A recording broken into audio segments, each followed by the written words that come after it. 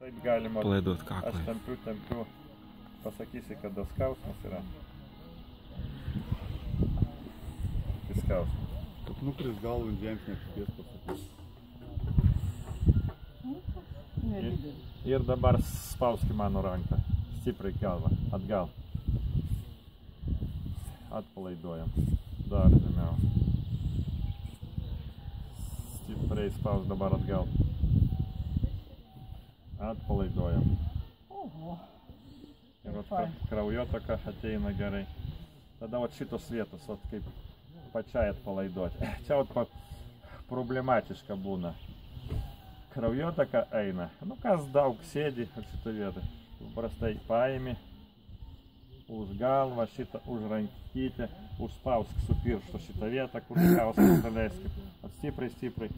Ir galvą trauk į šitą taip. Tempi. Ir atpalaiduok. Aišku mechanizmas. Galva truputį atpalaiduok, paspausim. Ir va.